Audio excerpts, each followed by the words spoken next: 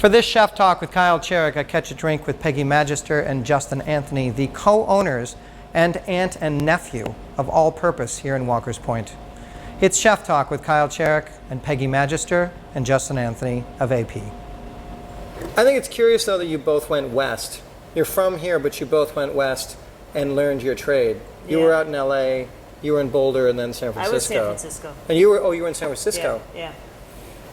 I think San Francisco is kind of a mecca for, cuisines. I mean, Chicago, New York as well, but their climate, their growing season. Right, and then you have Napa right there too. Well, yeah, so just the whole area. There's just so many different varieties of vegetables and fruits and things that we didn't get to see here, and it's year round. So our only first legitimate American cuisine that was invented by chefs, that wasn't based on some other peasant food being trunked up, is in California. Yeah, and San Francisco, really. Yeah. I mean, Berkeley, that's where it came from. Those restaurants like Greens and places like the Chez Panisse. I mean, it's very Italian, actually. The Cal-Italian, the whole California cooking is much like, I think, Italian cooking. You use exactly what's around you, and only it's like Mardi Gras every day, because what's around you is insane. Right. Absolutely. Absolutely. So it's curious to me, you guys started AP a little over a year ago, your aunt and nephew, or nephew and aunt, and you have this great wine erudition, but you're not a wine-centric, driven, you guys have never hung your hat on that as a restaurant. If anything, you downplay it so it's approachable to everybody, right? That was, the wine thing was just something that I was super passionate about. And it's fun to get excited about it, but it doesn't need to be something that's pretentious. All purpose, naming it all purpose. We wanted to be pretty flexible with what we could do here. It just so happens that the one thing that I could bring to the table, I mean, service and beverage program and doing front of house stuff is kind of my forte, but the one thing that I knew that I excelled in, or that was excited about and passionate about, was wine. But not everybody likes to drink wine, and it's sometimes can come off to be pretentious, and especially when people don't feel comfortable reading a list.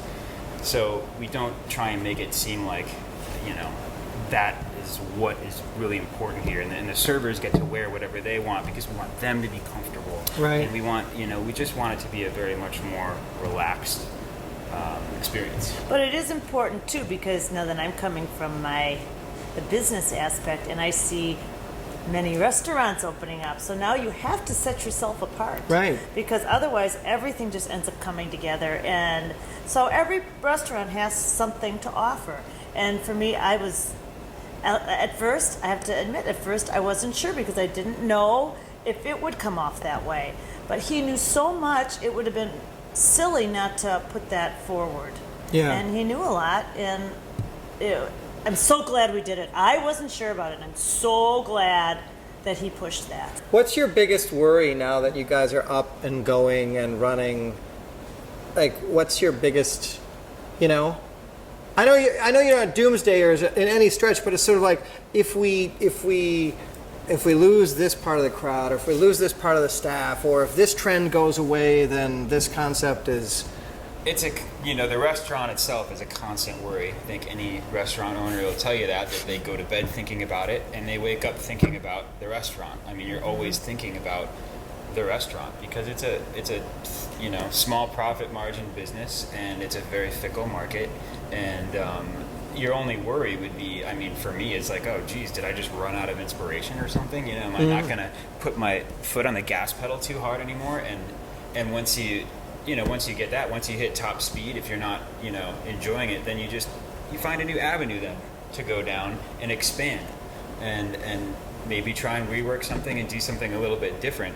But for me, the worry would be losing the passion, which it doesn't happen because you wake up, and you're like, all right, we gotta go, we gotta do another this. Day. That's so fascinating, though, because that was when we did our Chef Talk. That was your concern, was I've been doing this for a while, and you had to keep finding new ways to reinvigorate it. After it gets a bit rote, So I travel, I read cookbooks, I Right, take up a right. hobby that has nothing to do with food that always comes back to my menu anyway. Right. Even if I try to not let it. I know, and it's still going on. That's how it works. But it does, and that's why I think this place, I was hoping to also, reinvent, do some new things, and Did it grab your passion and creativity and throw another it did. And you know what? Now it's making me want to now actually change things again over there a little bit too. It doesn't stop.